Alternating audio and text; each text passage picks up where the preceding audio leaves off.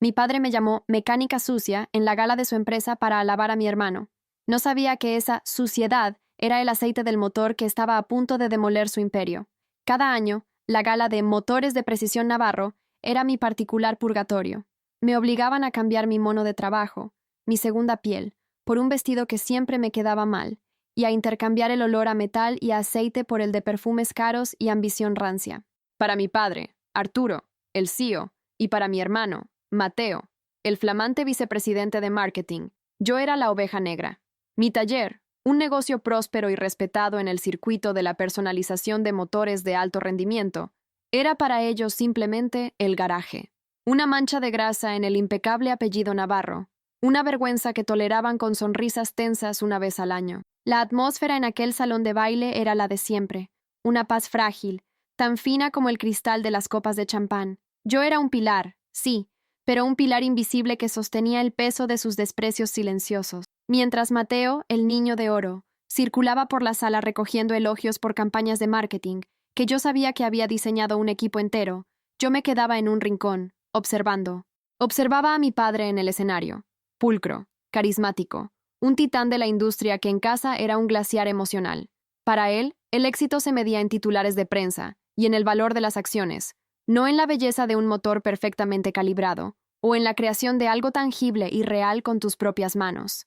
Mi éxito, para él, no existía. Aquella noche, sin embargo, la tensión era diferente. Había un zumbido de expectación en el aire. Arturo subió al escenario, con el foco principal siguiéndole, y colocó un brazo sobre los hombros de Mateo, que sonreía como si hubiera inventado la rueda. El gran anuncio era el núcleo Navarro, una tecnología revolucionaria de pistones que, según mi padre, iba a salvar la empresa.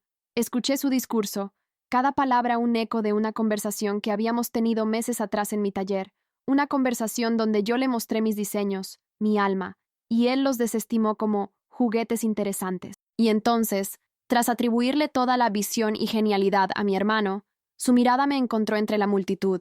Una sonrisa condescendiente se dibujó en su rostro. Es un diseño tan elegante e intuitivo que, bueno, apuesto a que hasta mi hija, la mecánica sucia, conseguiría entender su importancia. El salón estalló en risas. No eran carcajadas abiertas, sino risitas crueles y sofocadas, el tipo de sonido que se te clava bajo la piel. Vi a Mateo sonreír, hinchado de un orgullo que no le pertenecía. Para mí, el mundo se quedó en silencio. El zumbido de las conversaciones, la música, el tintineo de las copas, todo desapareció. Solo quedó el eco de esas dos palabras, mecánica sucia. En ese instante, la humillación fue tan absoluta, tan pública, que sentí como algo dentro de mí se rompía. Pero no fue un colapso, fue una fractura limpia, como la de un hueso que, al sanar, se vuelve más fuerte. La frágil paz no solo se había roto, había sido pulverizada, y de entre los escombros, algo nuevo y terriblemente frío comenzaba a tomar forma. Salí del salón de baile sin despedirme. Nadie notó mi ausencia, por supuesto. Para ellos, yo ya era invisible mucho antes de irme. El eco de mecánica sucia rebotaba en las paredes de mármol frío de los pasillos vacíos, una cacofonía cruel que se mezclaba con el latido furioso en mis sienes. Cada paso hacia el despacho de mi padre era pesado, como si caminara por el fondo del océano. No sentía tristeza.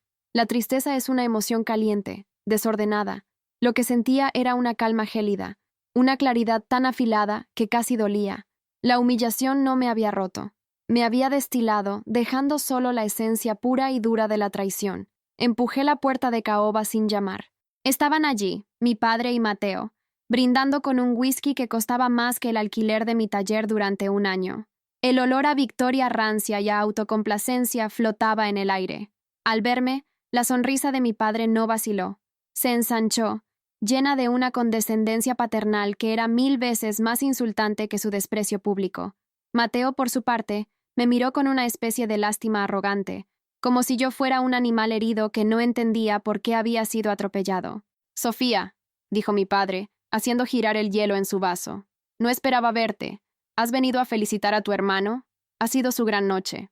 Su voz era suave, aterciopelada, el tono que usaba para cerrar tratos multimillonarios y para mentir. Me acerqué a la mesa, ignorando la silla que me ofrecía con un gesto vago.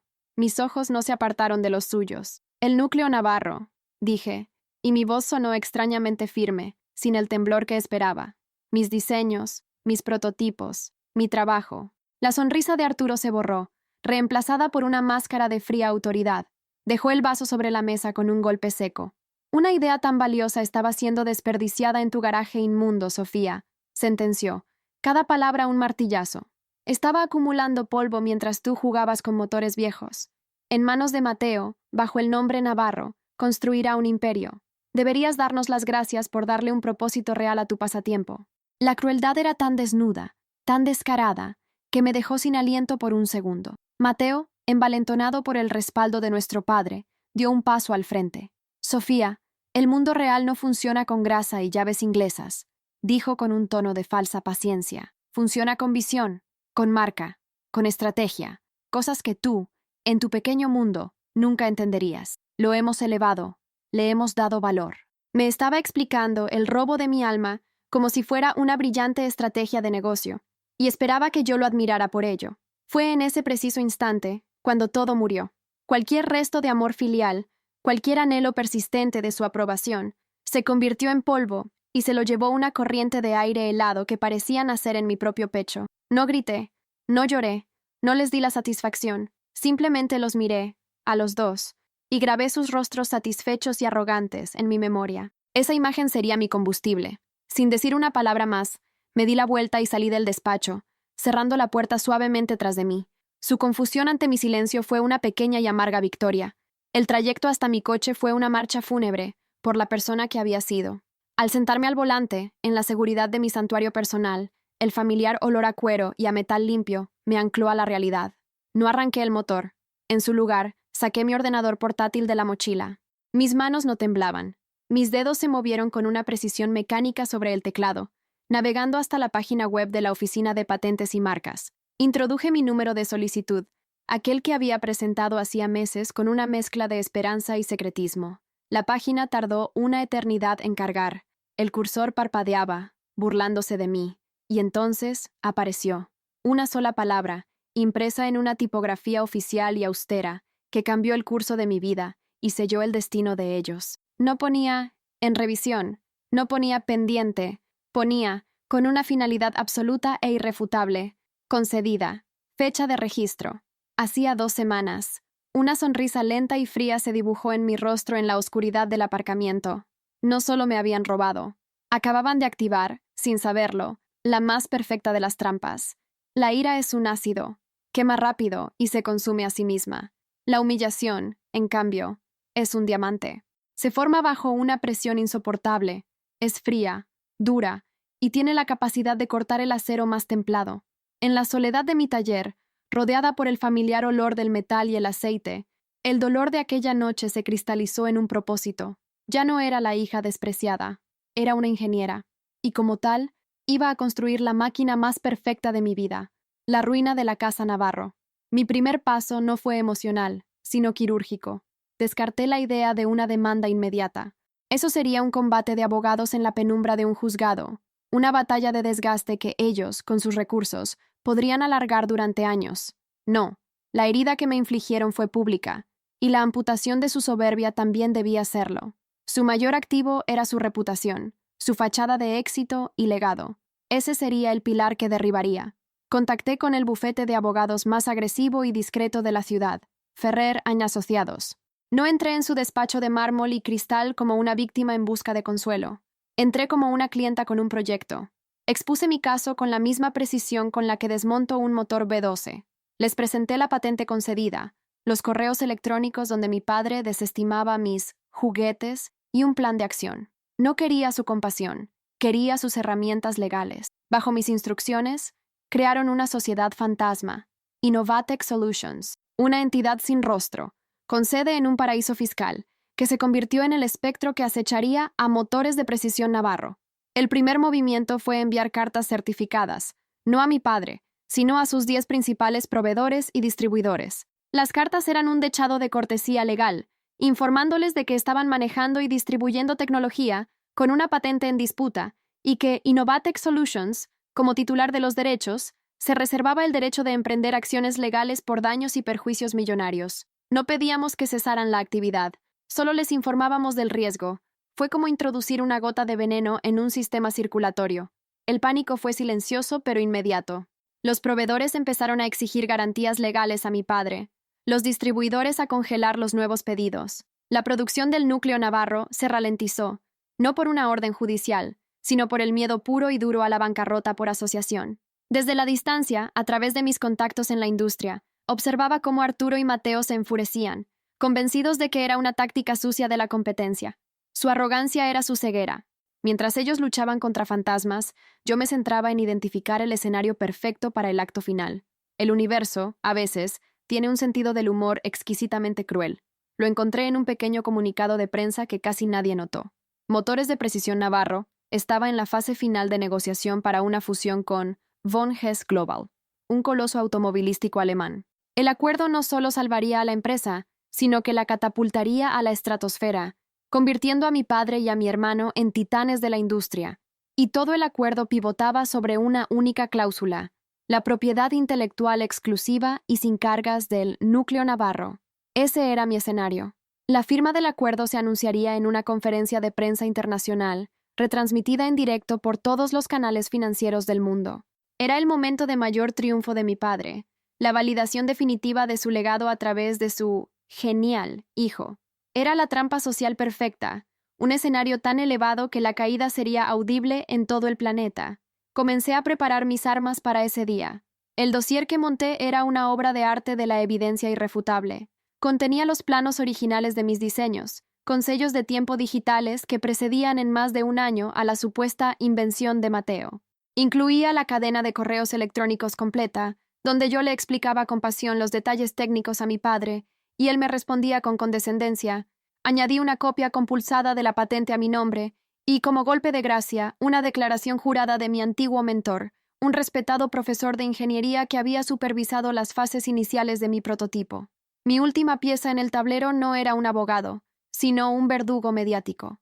Contacté con Íñigo Montero, un periodista de investigación famoso por haber hundido a 2 empresas del IBEX 35 con sus reportajes sobre fraude corporativo. Le ofrecí la historia en exclusiva, bajo un estricto embargo. Cuando vio el dossier, sus ojos brillaron con la emoción de un depredador que huele sangre. Acordamos que publicaría el artículo en el instante exacto en que yo le enviara un mensaje de texto. Las semanas siguientes fueron una tortura deliciosa. Veía a mi padre y a Mateo en las noticias financieras, sonrientes, arrogantes, hablando del futuro brillante que les esperaba. Daban entrevistas presumiendo de la innovación disruptiva nacida de la mente de Mateo. Cada una de sus palabras de orgullo era un clavo más en su propio ataúd. Yo, mientras tanto, seguía trabajando en mi taller, con las manos manchadas de la grasa que tanto despreciaban, perfeccionando cada detalle de su demolición. Finalmente, llegó el día. Me levanté al amanecer. No sentía nervios, solo una calma profunda y resonante. No elegí un vestido, elegí una armadura, un traje de chaqueta a medida, de un color gris acero, afilado y profesional. Mi pelo, normalmente recogido en una coleta desordenada, estaba peinado en un estilo elegante y severo. La mujer que me devolvió la mirada desde el espejo no era la mecánica sucia, era la arquitecta de la justicia, la CEO de mi propia vida. Con el dossier en mi maletín, sonreía mi reflejo. Querían un espectáculo, ¿verdad? Iba a darles una función que jamás olvidarían. El salón de conferencias del hotel más lujoso de la ciudad vibraba con una electricidad contenida. Era una mezcla de triunfo, avaricia y arrogancia. Mi padre y Mateo estaban en el escenario, flanqueando a un impasible Herr Wagner, el CEO de Von Hess Global. Las cámaras parpadeaban como un enjambre de luciérnagas nerviosas, capturando el momento que consolidaría el legado navarro. Yo estaba sentada en la primera fila, un fantasma de acero gris en un mar de trajes oscuros. Nadie me prestaba atención, exactamente como había planeado. Arturo se acercó al atril, con la sonrisa de un emperador a punto de anunciar la conquista de un nuevo mundo. Sus palabras, pulidas y ensayadas, resonaron en el silencio expectante. Es con inmenso orgullo, comenzó, como padre y como CEO, que celebro la visión de mi hijo, Mateo Navarro, cuya genialidad nos ha traído hasta aquí. Esa fue mi señal. Mientras él seguía tejiendo una sarta de mentiras sobre la innovación de Mateo, yo saqué mi móvil bajo la mesa. Mis manos no temblaban. Mi pulso era tan regular como el de un motor perfectamente calibrado. Un único pulgar sobre la pantalla. Un único mensaje enviado a Íñigo Montero. Ahora. Fue como una onda expansiva silenciosa. Primero, un teléfono vibró. Luego otro. Y otro.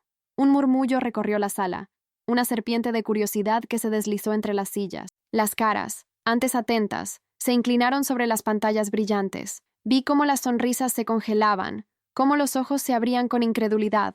La mancheta de Íñigo, diseñada para ser una bomba, había detonado con una precisión exquisita. ¿Genio o fraude? La inventora secreta detrás del núcleo navarro desenmascara al CEO, su propio padre. El asesor de Herr Wagner, un hombrecillo de aspecto nervioso, le mostró la noticia en una tablet. El rostro del alemán, hasta entonces una máscara de profesionalismo teutón, se contrajo en una mueca de furia gélida. Se levantó bruscamente, interrumpiendo el discurso de mi padre a mitad de una frase. Se acercó al micrófono con pasos pesados y su voz, amplificada por los altavoces, fue como un martillo rompiendo un cristal. Von Hess Global, dijo en un inglés cortante y claro, retira su oferta de fusión con efecto inmediato, debido a un fraude flagrante de propiedad intelectual. Nuestros abogados se pondrán en contacto. No dijo más. Se dio la vuelta y abandonó el escenario sin dirigir una sola mirada a los rostros descompuestos de mi padre y mi hermano. El pandemonio estalló. En medio de aquel caos de periodistas gritando preguntas y accionistas entrando en pánico, me levanté. Mi calma era una isla en el centro del huracán. Caminé hacia el escenario con pasos deliberados, subiendo los escalones uno a uno. El ruido pareció disminuir a mi paso. Todas las miradas, todas las cámaras, se giraron hacia mí. Mi padre y Mateo me observaban como si vieran a un espectro, pálidos como la cera, con la boca entreabierta por la conmoción. Cogí el micrófono que Herr Wagner había dejado vacante. El ligero acople silenció los últimos vestigios de la multitud. Para aquellos que no me conocen, mi voz resonó, firme y clara, sin un ápice de duda. Mi nombre es Sofía Navarro. Soy ingeniera, CEO de mi propia empresa, y la única y legítima inventora de la tecnología que ustedes conocen como Núcleo Navarro. Mi padre, recuperando un fragmento de su antigua arrogancia, dio un paso al frente. «Esto es un disparate», gritó, con la voz rota. «Es la mentira de una hija resentida que nunca ha superado sus fracasos». Mateo, a su lado, solo podía balbucear, incapaz de formar una frase coherente. No me inmuté, no entré en un debate. Con un clic en el mando a distancia que llevaba en la mano, la pantalla gigante a sus espaldas, que hasta hacía un momento mostraba el logotipo de la fusión, cobró vida. Proyecté mis planos originales, con sellos de tiempo digitales de hacía 2 años. Proyecté la cadena de correos electrónicos, donde mi padre desestimaba mis juguetes interesantes. Y finalmente, proyecté en letras enormes y nítidas el certificado oficial de la Oficina de Patentes y Marcas, con mi nombre como única titular. El silencio que siguió fue absoluto, pesado, un juicio en sí mismo. Las pruebas eran irrefutables, un muro de hormigón contra el que sus mentiras se habían hecho añicos. Miré directamente a mi padre, a sus ojos ahora llenos de un terror puro y desnudo. Su imperio no se estaba desmoronando. Yo lo había demolido, ladrillo a ladrillo, delante del mismo público al que tan desesperadamente había querido impresionar. Me incliné hacia el micrófono para mi última declaración, una frase solo para él, pero que resonó en todo el mundo. «La mecánica sucia», dije con una sonrisa fría, «ha venido a presentar la factura». Dejé caer el micrófono al suelo. El golpe sordo fue el punto final de su historia y el prólogo de la mía. Mientras me daba la vuelta y bajaba del escenario, los flashes de las cámaras ya no eran un enjambre nervioso. Eran una ovación de luz, iluminando mi camino mientras dejaba atrás las ruinas de la Casa Navarro. El juicio no se celebraría en un tribunal. Acababa de tener lugar, y el veredicto había sido unánime. Culpables. La caída de la Casa Navarro no fue un estruendo, sino una implosión silenciosa y total, el sonido de un vacío donde antes había un imperio. Las consecuencias de aquella conferencia de prensa se extendieron como una mancha de aceite imparable. Motores de precisión Navarro, apalancada hasta el límite para la fusión, se declaró en quiebra en menos de un mes. Mi demanda por infracción de patente fue el golpe de gracia, despojándolos de hasta el último activo. Perdieron la empresa, la mansión familiar donde crecí sintiéndome una extraña, los coches de lujo, y lo más importante para ellos, el apellido. El nombre Navarro, que una vez fue sinónimo de prestigio, se convirtió en una advertencia sobre la arrogancia y el fraude. Arturo y Mateo se convirtieron en parias, fantasmas en los círculos sociales que antes dominaban. Las últimas noticias que tuve de ellos fueron a través de un antiguo contacto. Se culpaban mutuamente en un apartamento alquilado, ahogados en deudas y en el veneno de su propia creación. Habían construido su trono sobre mi trabajo, y al quitar la base, todo se derrumbó sobre ellos. Mientras su mundo se convertía en cenizas, el mío florecía desde los cimientos que yo misma había construido. Bonges Global, lejos de verme como un problema, me vio como la solución. Me ofrecieron un acuerdo de licencia por el núcleo navarro, que superaba con creces el valor de su fallida fusión. Acepté, pero bajo mis propios términos. No vendí mi creación, la licencié, manteniendo el control total. Con la primera inyección de capital, el garaje que tanto despreciaban se transformó en Navarro Innovations, un centro de investigación y desarrollo de vanguardia. Contraté a los ingenieros más brillantes, a mentes apasionadas que, como yo, amaban el olor a metal y la belleza de una máquina perfecta. Reivindiqué mi apellido, no como una herencia, sino como una marca forjada con mis propias manos y mi intelecto. Mi vida encontró un nuevo ritmo, uno marcado por la paz y el propósito. La riqueza era una herramienta, no un trofeo. Me permitió crear sin límites, innovar y construir un legado basado en el mérito, no en las apariencias. A veces, al caminar por las instalaciones de mi empresa, me mancho las manos de grasa deliberadamente. Ya no es una marca de vergüenza, es mi corona. Es el recordatorio tangible de que la autenticidad es el motor más potente que existe. La humillación que sufrí no me destruyó, me liberó. Me liberó de la necesidad de su aprobación, de la carga de una familia que nunca me vio, y en esa libertad encontré un éxito y una felicidad mucho más profundos de lo que ellos jamás podrían haber concebido. Al final, la única pieza que no supieron valorar fue la que desmontó todo su motor. Si esta historia de justicia poética ha hecho que tu motor se acelere y quieres ver a más tiranos familiares recibir exactamente lo que se merecen, suscríbete al canal y activa las notificaciones. La próxima venganza ya se está ensamblando.